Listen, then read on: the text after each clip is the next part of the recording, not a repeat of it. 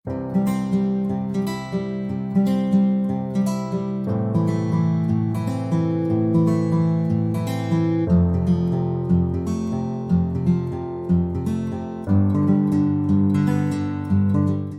Friends, this is Rinki Gupta. आज वाली video में अपन पढ़ेंगे कोऑर्डिनेशन कंपाउंड के बारे में कि कोऑर्डिनेशन कंपाउंड क्या होते हैं, पीरियोडिक टेबल में से किस ब्लॉक की मेटल को अपन यहाँ पे काम में लेंगे वो अपन यहाँ पे देखेंगे। लास्ट वीडियोस में अपन देख चुके हैं एनएमआर स्पेक्ट्रोस्कोपी के बारे में, जिसमें अपन ने 8 वीडियोस देखी हैं, उसमें 8 लेक्चर देखे हैं। अगर आपने नहीं देखी है तो एनएमआर स्पेक्ट्रोस्कोपी आप देख सकते हैं। तो अपन बात कर लेते हैं कोऑर्डिनेशन कंपाउंड्स के बारे में। जो कोऑर्डिनेशन कंपाउंड्स की स्टडी की जाती है वो की जाती है कोऑर्डिनेशन केमिस्ट्री में। किस में की जाती है? कोऑर्डिनेशन केमिस्ट्री में।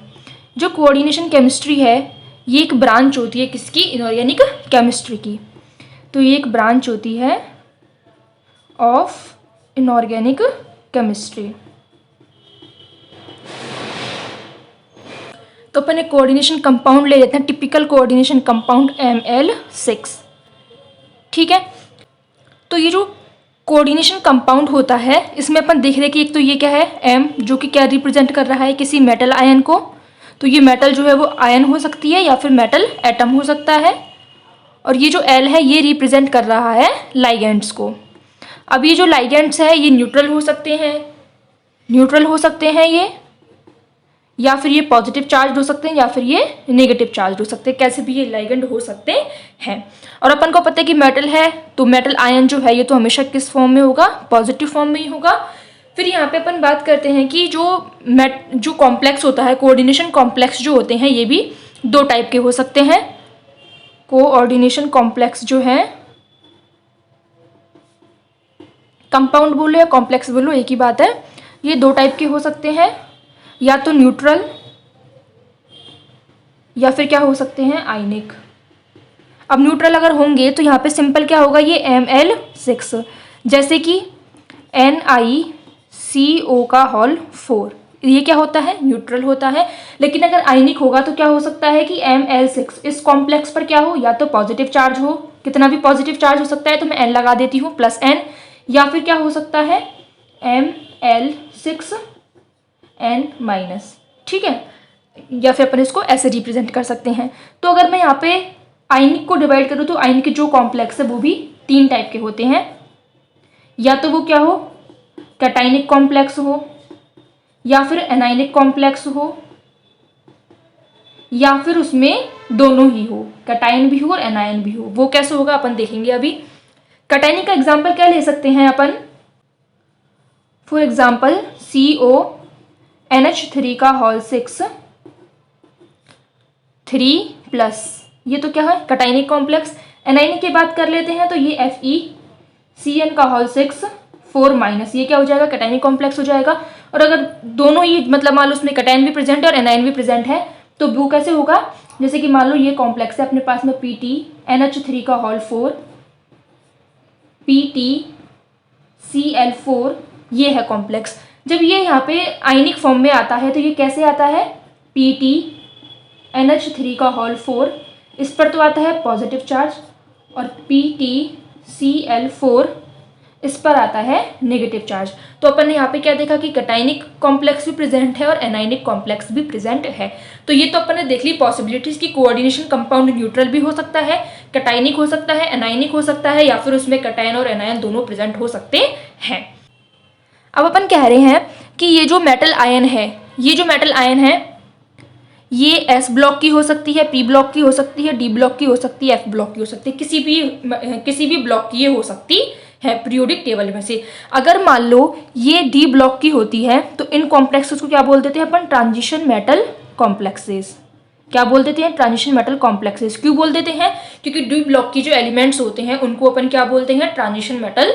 इसीलिए ये जो कॉम्प्लेक्स बनाएंगे उनको क्या बोल देते हैं? Transition metal complexes. बाकी जो बनाते हैं उनको अपन क्या बोलते हैं? Non transition metal complexes.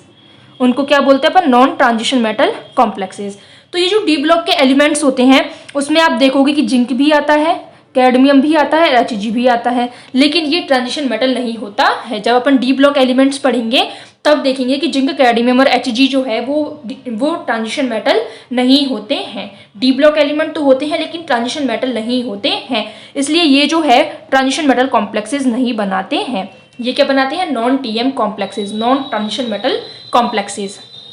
दूसरी बात अपन को यहाँ पे ये देखनी है कि जो मेटल है और क्या है अपने पास में? लाइगेंड। यही है कोऑर्डिनेशन कॉम्प्लेक्स में, मेटल है और लाइगेंड है। तो यहाँ पे क्या हो रहा है कि लाइगेंड जो है वो अपने इलेक्ट्रॉन्स को डोनेट करता है, किसको? मेटल को। तो लाइगेंड क्या है यहाँ पे? इलेक्ट्रॉन डोनर, और मेटल क्या है यहाँ पे? Electron acceptor. जिन इलेक्ट्रॉन्स को लाइगेंड डोनेट करता है ये उन इलेक्ट्रॉन्स को अपने वैकेंट ऑर्बिटल में एक्सेप्ट कर लेती है। तो इसीलिए जो लाइगेंड होते हैं उनको अपन क्या बोलते हैं? लुईस बेस, क्योंकि अपन को पता है इसको बोलते हैं लुईस बेस और इसको बोलते हैं लुईस एसिड। क्यों बोलते हैं? क्योंकि जो लुईस थ्योरी होती है उसने एसिड और बेस की डेफिनेशन क्या दी है कि जो लोन पेयर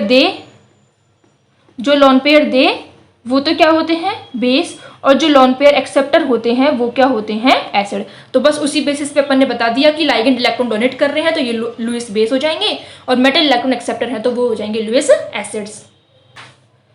तो यहाँ पे जो मेटल लाइगेंड के बीच में बॉन्ड फॉर्म होता है, अब यहाँ पे क्या कर रहा है? मैं बोल रही हूँ कि ये मेटल है और ये लाइगेंड है। लाइगेंड के पास में एक्स्ट्रा इलेक्ट्रॉन डेंसिटी है, लोन पेयर है इसके पास में, ये इसको डोनेट कर रहा है। तो जब यहाँ पे इन दोनों के बीच में बॉन्ड बनता है इसको अपन क्या बोलते हैं? Coordinate bond. कैसा बॉन्ड है ये? Coordinate bond. इसीलिए इन कॉम्प्लेक्सेस को क्या बोलते हैं अपन? Coordination compound. अब कुछ टर्म्स यहाँ पे देख लेते हैं अपन। जैसे पहली टर्म आती है अपने पास में कोऑर्डिनेशन स्फीयर। तो ये कोऑर्डिनेशन स्फीयर क्या होता है कि जो सेंट्रल मेटल आयन होती है, एक मेटल आयन है और उस मेटल आयन को लाइगेंड ने क्या कर रखा है? सराउंड किया हुआ है। इसको सराउंड किसने किया है? लाइगेंड्स ने। ठीक है, लाइगेंड्स ने क्या कर रखा है? इसको सराउंड कर रखा है। तो ये जो यहाँ पे एंटिटी होती है ये क्या होती है? कोऑर्डिनेशन स्फीयर, जिसको अपन किस में लिखते हैं? स्क्वायर ब्रैकेट में। तो मैं इसको कैसे लिखूंगी यहाँ पे? MLN। तो अपन को यहाँ पे क्या पता लग रहा है कि जो मेटल है उसको लाइगेंड ने सराउंड कर रखा है, उसको अपन स्क्वायर ब्रैकेट में बंद कर दिया, और ये क्या होता है? अपना कोऑर्डिनेशन स्फीयर। ऐसे ही एक और टर्म आती है विच इज कोऑर्डिनेशन नंबर।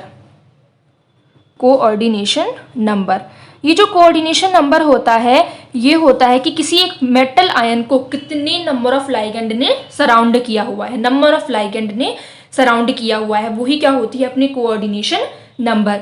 तो जैसे मान लो कि एक मेटल है उसको 6 लाइगेंड ने सराउंड कर रखा है, तो यहाँ पे कोऑर्डिनेशन नंबर कितना हो जाएगा? 6। मान लो एक मेटल है उसको 4 लाइगेंड ने सराउंड किया हुआ है, तो यहाँ पे कोऑर्डिनेशन नंबर कितना हो जाएगा? 4। और ये पूरा का पूरा क्या है? Coordination sphere. ये पूरा का पूरा क्या है? Coordination sphere. और एक लास्ट टर्म आती है अपनी आयोनाइजेशन स्फीयर। आयोनाइजेशन स्फीयर, जो कोऑर्डिनेशन स्फीयर से बाहर जो कैटायन या फिर एनायन होते हैं वो क्या होता है? अपना आयोनाइजेशन स्फीयर। मतलब मान लो कि ये Ml6 है अपना, और यहाँ पे कोई एनायन है। ठीक है, यहाँ पे कोई एनायन है, एन ये एन क्या बता रहा है यहाँ पे? कि नंबर ऑफ एनायन, कितने एनायन है वो डिपेंड करता है एक पर्टिकुलर कॉम्प्लेक्स पे। तो यहाँ पे ये जो है ये क्या होगा? अपना आयोनाइजेशन स्फीयर, और ये क्या हो जाएगा? Coordination sphere. अब मान लो कि ये कैटायन भी हो सकता है, तो मैं इसको लिख देती हूँ कैटायन की वजह से इसको मैंने लिख दिया इधर की, जैसे मैंने X'N, और यहाँ पे ये है Ml6। तो यहाँ पे क्या हो जाएगा? ये कोऑर्डिनेशन स्फीयर, और यहाँ पे ये क्या हो जाएगा? Ionization sphere. अब आपको थोड़ा कंफ्यूजन हो रहा होगा कि जब मैंने इधर X लिखा है तो मैंने क्या बोला है इधर कि ये कोई एनायन होगा, और जब मैंने X को लेफ्ट साइड में लिखा है तो मैं क्या बोल रही हूँ कि यहाँ पे कोई कैटायन होगा। ये बात आपको अभी समझ में आएगी जब अपन क्या पढ़ेंगे? नॉमेनक्लेचर ऑफ कोऑर्डिनेशन कंपाउंड, कि जब कैटायन होता है तब अपन लेफ्ट साइड में लिखते हैं आयनाइजेशन स्फीयर में, और जब एनायन होता है तो अपन उसको राइट साइड में लिखते हैं एज अ आयनाइजेशन स्फीयर। तो कुछ एग्जांपल्स देख लेते हैं अपन इसके। जैसे देखो ये है K4FeCN6। अब मान लो आपसे ये पूछ ले कि यहाँ पे कोऑर्डिनेशन स्फीयर क्या है, तो आप क्या बताओगे? यहाँ पे जो स्क्वायर ब्रैकेट के अंदर लिखा हुआ रहेगा वो कौन सी स्पीशीज हो जाएगी? अपनी कोऑर्डिनेशन स्फीयर। और जो स्क्वायर ब्रैकेट के बाहर होगा वो क्या होगा, अपना आयोनाइजेशन स्फीयर। तो ये क्या हो जाएगा, अपना कोऑर्डिनेशन स्फीयर, और ये हो जाएगा अपना आयोनाइजेशन स्फीयर। इतनी बात आई होप आपको समझ में आ गई होगी। अब जब अपन ने आयोनाइजेशन स्फीयर की बात करी है तो यहाँ पे एक बात और कर लेते हैं। जब अपन किसी कोऑर्डिनेशन कंपाउंड को एक्वस सॉल्यूशन में डालते हैं तो ये जो कोऑर्डिनेशन कंपाउंड होता है ये आयोनाइज तो होता है, लेकिन ये इसका जो आयोनाइजेशन स्फीयर होता है वो ही आयोनाइज होता है। ये जो कोऑर्डिनेशन स्फीयर होता है ये आयोनाइज नहीं होता है। क्या कहना चाह रही हूँ मैं कि मान लो अपने पास में यही कॉम्प्लेक्स है K4FeCN का होल 6, ये अपने पास में कोई कॉम्प्लेक्स है। तो अब ये तुम लोग को पता चलेगा कि ये क्या है, आयोनाइजेशन स्फीयर, और ये क्या है, कोऑर्डिनेशन स्फीयर। अब अपन ने क्या करा, इसको एक्वा सॉल्यूशन में डाल दिया। एक्वा सॉल्यूशन में डाल दिया तो हमें यहाँ पे किस टाइप के आयंस मिले कि 4 तो K प्लस FeCN का होल 6 4 माइनस। जैसे अपन नॉर्मली करते हैं कि आपको 4 को ऊपर लेके जाना है, और यहाँ पे ये K4 क्या बता रहे हैं कि 4 पोटेशियम आयन है, और इसको अपन इधर की साइड लेके जाएंगे 4 प्लस हो जाए 4 माइनस हो जाएगा, और यहाँ पे कितना है 1, तो 1 को इधर लेके जाएंगे तो क्या हो जाएगा प्लस, तो यहाँ पे आ जाएगा प्लस चार्ज और यहाँ पे आ जाएगा -4 चार्ज। तो अब अपन ये कह रहे हैं कि जैसे हमने इसको एक्वा सॉल्यूशन में डाला तो ये आयोनाइजेशन स्फीयर जो है ये तो हमें अलग हो गया और कोऑर्डिनेशन स्फीयर यहाँ पे अलग हो गया, लेकिन ये जो कोऑर्डिनेशन स्फीयर है ये आगे डिसोसिएट नहीं होता है, ये आगे डिसोसिएट नहीं होता है। जैसे कि Fe अलग हो जाए, साइनाइड अलग हो जाए, तो इस टाइप से डिसोसिएशन यहाँ पे नहीं होता है। तो यही एक पहचान होती है कि ये जो पर्टिकुलर कॉम्प्लेक्स है ये क्या है, हमारा कोऑर्डिनेशन कंपाउंड। क्यों? क्योंकि यहाँ पे जो कोऑर्डिनेशन स्फीयर होता है वो अनआयोनाइज्ड फॉर्म में रहता है। तो ये अपन ने देख लिया था कि कोऑर्डिनेशन कंपाउंड के बारे में जनरल, कि ये कोऑर्डिनेशन कंपाउंड कितने टाइप के होते हैं, कौन सी मेटल इसमें हो सकती है, कोऑर्डिनेशन स्फीयर क्या होता है, कोऑर्डिनेशन नंबर क्या होता है, ये जनरल अपन ने देख लिया। अब अपन देखेंगे वर्नर्स थियरी। वर्नर थियरी जो है वो किसके द्वारा लाई गई थी, वर्नर के द्वारा। क्यों लाई गई थी? किसी कंपाउंड की स्ट्रक्चर और फॉर्मेशन को बताने के लिए, को एक्सप्लेन करने के लिए लाई गई थी। तो जो वर्नर जो है उसने क्या बोला, कोई जो कंपाउंड होता है उसमें 2 टाइप की वैलेंसी होती है। इन्होंने क्या किया, इन्होंने बोला कि कंपाउंड जो होता है उसमें 2 टाइप की क्या होती है, वैलेंसीज होती हैं। 2 टाइप की क्या होती है, वैलेंसीज होती है। एक तो होती है प्राइमरी वैलेंसी और एक होती है सेकेंडरी वैलेंसी। फिर उन्होंने बताया कुछ कि प्राइमरी वैलेंसी क्या होती है, सेकेंडरी वैलेंसी क्या होती है। अपन उनको टेबुलर फॉर्म में पढ़ लेते हैं जिससे अपन को याद रखने में क्या रहे, आसानी। तो मैं एक साइड लिख लेती हूँ प्राइमरी वैलेंसी,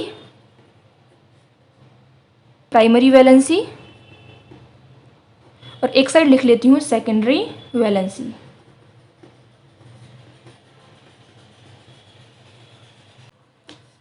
सबसे पहला पॉइंट क्या आता है कि जो प्राइमरी वैलेंसी होती है वो किसके कॉरेस्पॉन्ड होती है,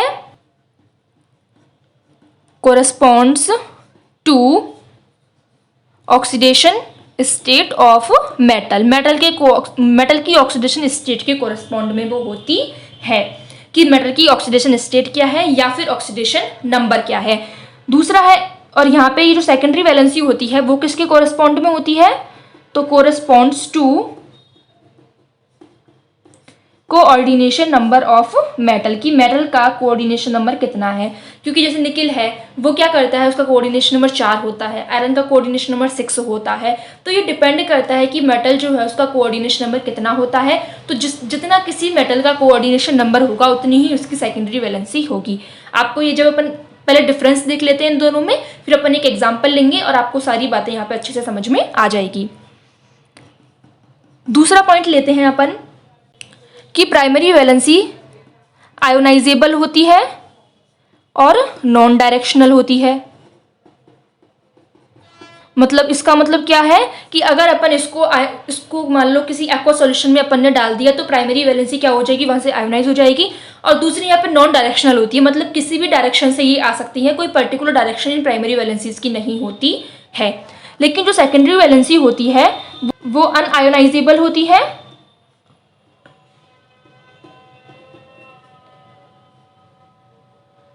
या फिर नॉन आयोनाइजेबल होती है और साथ में डायरेक्शनल होती है। तो सेकेंडरी वैलेंसी क्या होगी, अगर मान लो एक्वा सॉल्यूशन में अपन ने कोई कोऑर्डिनेशन कंपाउंड अपना डाला तो वो वहां से आयोनाइज नहीं होगा। सेकंड डायरेक्शन मतलब ये जो है वो डिसाइड करेगा कि उस कंपाउंड की ज्योमेट्री क्या होगी, किस पर डिपेंड करेगा, ये सेकेंडरी वैलेंसी पर।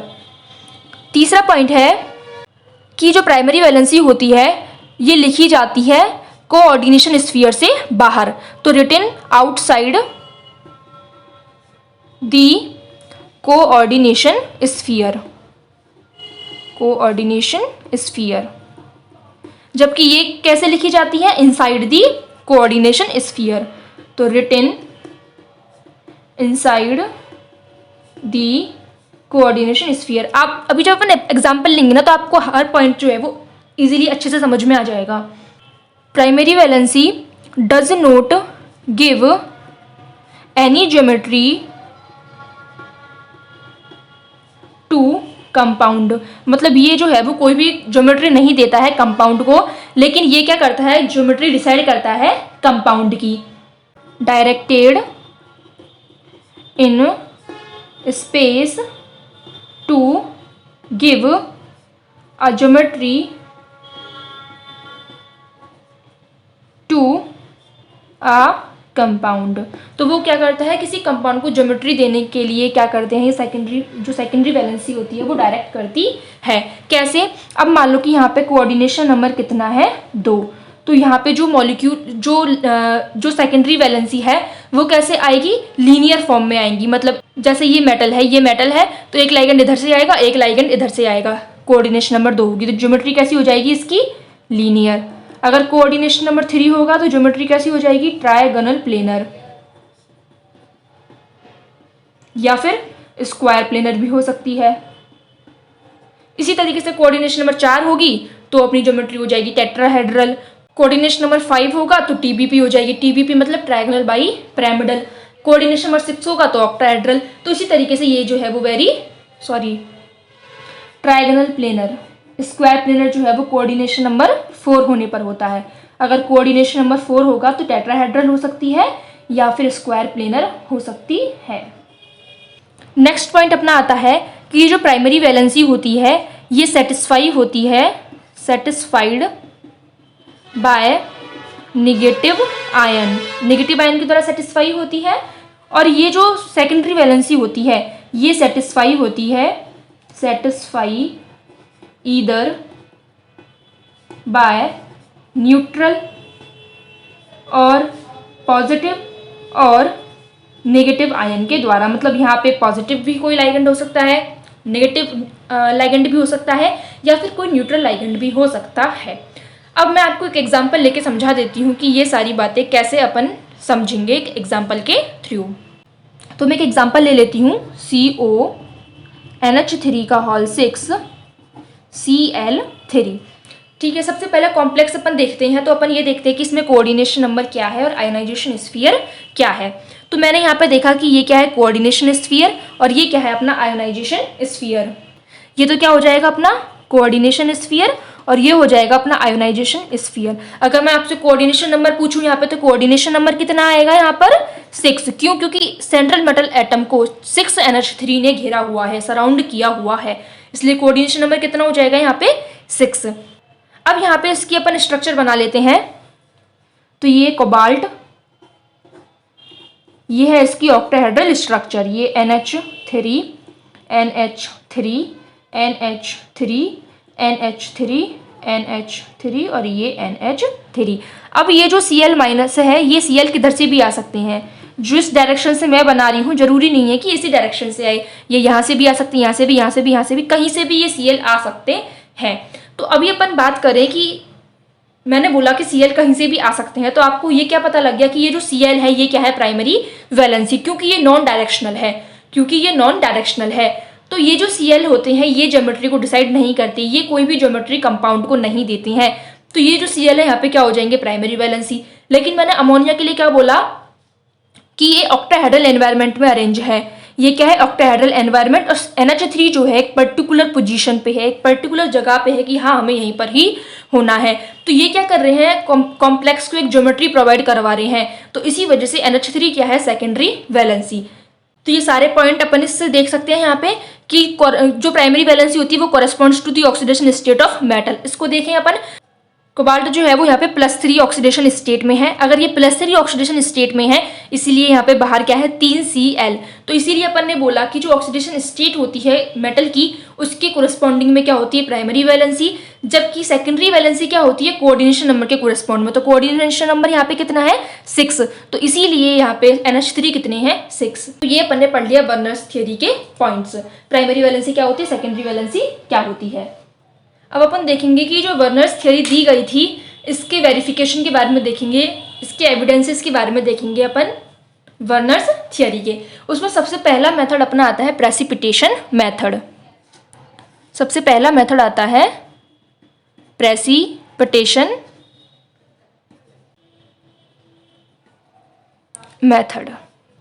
इस मेथड में क्या करेंगे अपन कि अपना जो कॉम्प्लेक्स है, जो कोऑर्डिनेशन कंपाउंड है, उसमें अपन क्या डाल देंगे Ag+ डाल देंगे एक्सेस में। For example AgNO3 silver nitrate डाल देंगे अपन। तो फिर अपन देखेंगे कि एक जो पर्टिकुलर कोऑर्डिनेशन कॉम्प्लेक्स है वो हमें कितनी पीपीटी दे रहा है, दे भी रहा है या फिर नहीं दे रहा। जैसे कि मान लो ये कॉम्प्लेक्स ले लेती हूँ मैं COCl3.6NH3 COCl3.5NH3 COCl3.4NH3 और एक ले लेती हूँ COCl3.3NH3। अब यहाँ पे हमने क्या किया कि Ag+ डाल दिया एक्सेस में, Ag+ डाल दिया एक्सेस में। अब Ag+ किस फॉर्म में डाला है हमने, AgNO3 की फॉर्म में, विच इज सिल्वर नाइट्रेट। अब जैसे ही हमने सब में Ag+ डाला तो यहाँ पे क्या हुआ कि अब अपन को पता है कि जो कोबाल्ट होता है उसका कोऑर्डिनेशन नंबर कितना होता है 6। मतलब इसका जो इनर स्फीयर है उसमें कितने अमोनिया चले जाएंगे 6। तो ये क्या बना लेगा यहाँ पे CONH3 का होल 6, और जो Cl है वो कहाँ पे चले जाएंगे आउटर स्फीयर में या आयोनाइजेशन स्फीयर में Cl3। तो यहाँ पे देखा अपन ने कि ये जो 3Cl है ये जो है इस Ag+ के साथ में रिएक्शन करेंगे और ये 3Cl यहाँ से निकल जाएंगे और ये क्या बना लेंगे 3AgCl। तो यहाँ पे इस कॉम्प्लेक्स पे क्या आ जाएगा 3+ चार्ज।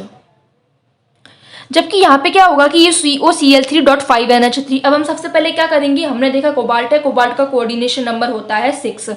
तो इसने यहाँ पे बना लिया NH3 का होल 5, 5 NH3 है, 5 तो आ गए। अब इसको तो 6 पूरे करने हैं तो एक Cl यहाँ पर आ जाएगा।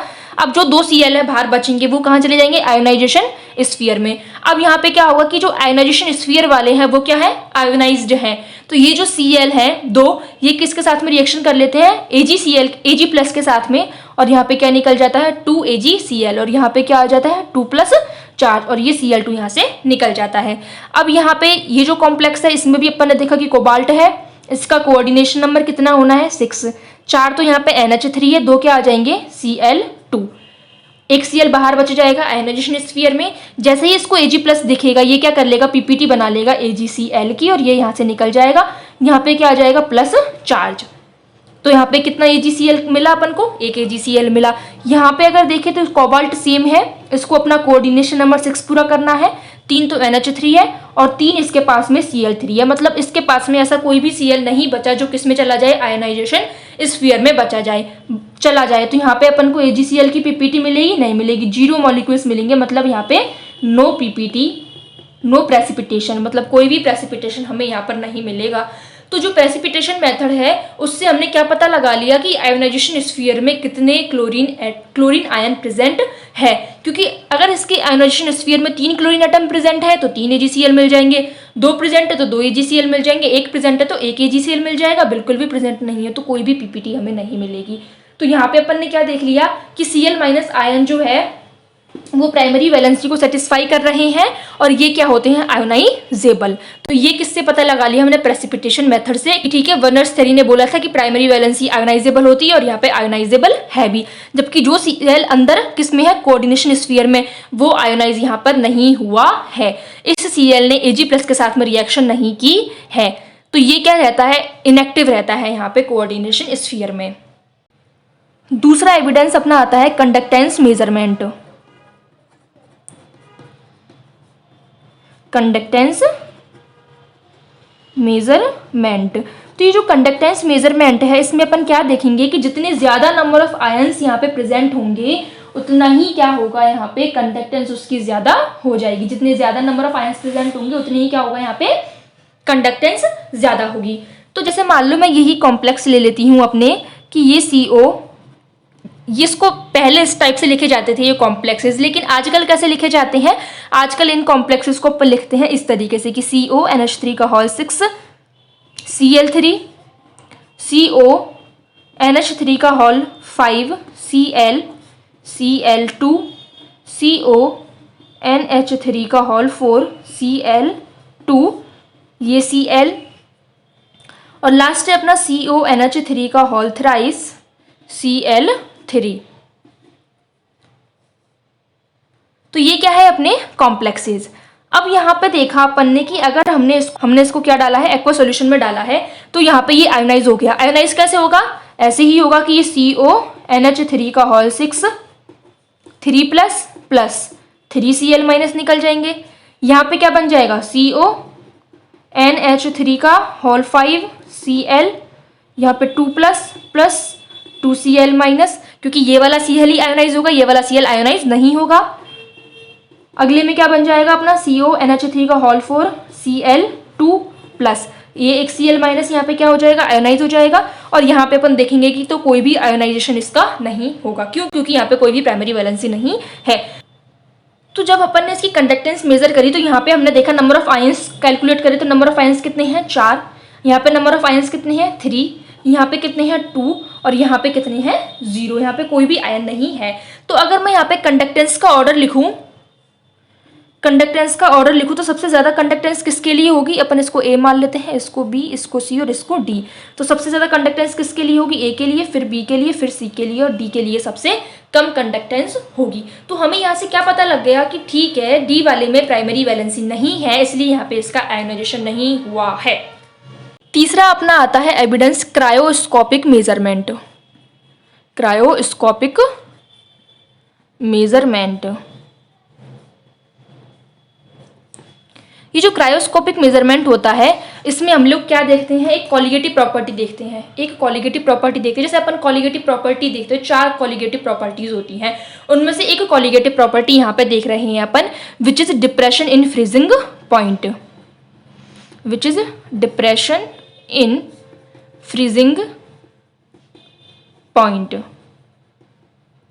तो ये जो डिप्रेशन इन फ्रीजिंग पॉइंट होता है ये डिपेंड किस पे करता है कि सॉल्यूशन में कितने नंबर ऑफ पार्टिकल्स प्रेजेंट है। सॉल्यूशन में कितने नंबर ऑफ पार्टिकल्स प्रेजेंट है, डिपेंड करता है, depends on number of particles present in solution की, किसी सॉल्यूशन में कितने नंबर ऑफ पार्टिकल्स प्रेजेंट है। मतलब अगर नंबर ऑफ पार्टिकल्स जितने ज़्यादा होंगे, नंबर ऑफ पार्टिकल्स ज़्यादा होंगे तो उसमें जो डिप्रेशन इन फ्रीजिंग पॉइंट होगा वो भी क्या होगा, ज़्यादा। तो डिप्रेशन इन फ्रीजिंग पॉइंट क्या होगा, ज़्यादा। अब मान लो कि मैं पहले वाले कॉम्प्लेक्स ही ले लेती हूँ कि CONH3 का होल 6 Cl3, एक कॉम्प्लेक्स ले लेते हैं CONH3 का होल 5 Cl2, एक ले लेते हैं CONH3 का होल 4 Cl2, लास्ट ले लेते हैं CONH3 का होल थ्राइस Cl3। जो अभी अपन ने चारों कॉम्प्लेक्स लिए थे वही चारों अपन ने वापस से ले लिए। अब जैसे ही अपन इनको एक्वा सॉल्यूशन में डालेंगे तो ये क्या हो जाएंगे, आयोनाइज हो जाएंगे। तो ये आयोनाइज्ड होकर क्या बनाएंगे यहाँ पे, ये तो बनाएगा CONH3 का होल 6 3 प्लस 3Cl माइनस, ये बनाएगा CONH3 का whole 5 Cl plus 2Cl minus, ये बनाएगा CONH3 का whole 4 Cl2 plus Cl minus, और ये यहाँ पे आयोनाइज नहीं होगा। तो सबसे ज़्यादा नंबर ऑफ आयंस या फिर पार्टिकल्स कहाँ पे है, यहाँ पे कितने पार्टिकल हैं, 4, यहाँ पे कितने हैं, 3, यहाँ पे कितने हैं, 2, और यहाँ पे खुद एक ही है ये वाला। ठीक है, तो यहाँ पे अगर अपन बात करें डिप्रेशन इन फ्रीजिंग पॉइंट, इसको अपन क्या बोल देते हैं, delta TF, depression in freezing point. तो ये जो डेल्टा टी एफ है इसका ऑर्डर क्या हो जाएगा, मान लो ये ए, ये बी, ये सी और ये डी है, तो सबसे ज़्यादा डिप्रेशन फ्रीजिंग पॉइंट किसके लिए आएगा, ए के लिए, फिर बी के लिए, फिर सी के लिए और लास्ट में रह जाएगा अपना डी। तो ये क्या आ जाएगा, ऑर्डर आ जाएगा डिप्रेशन इन फ्रीजिंग पॉइंट का। तो इस तरीके से अपन ने बर्नर्स थियरी के ये क्या देख लिए, 3 एविडेंस। यहाँ पे खत्म होती है अपनी बर्नर्स थियरी। अब अपन देखेंगे लाइगेंड के बारे में कि लाइगेंड्स जो है वो कितने टाइप के होते हैं, उनको अपन देखेंगे कि चार्ज के बेसिस पे लाइगेंड कितने टाइप के होते हैं, डेंसिटी के बेसिस पे लाइगेंड कितने टाइप के होते हैं, मेटल लाइगेंड इंटरेक्शन के बेसिस पे लाइगेंड कितने टाइप के होते हैं, एग्जांपल्स देखेंगे अपन। फिर अपन देखेंगे कि कोई कॉम्प्लेक्स किस टाइप का चिलेट बना रहा है मेटल के साथ में, तो ये अपन देखेंगे नेक्स्ट वीडियो में। इस वीडियो को अपन यहाँ पे ख़त्म करते हैं। अगर आपको कोई प्रॉब्लम हो तो आप कमेंट बॉक्स में मेरे से पूछ सकते हैं। Okay guys, thank you.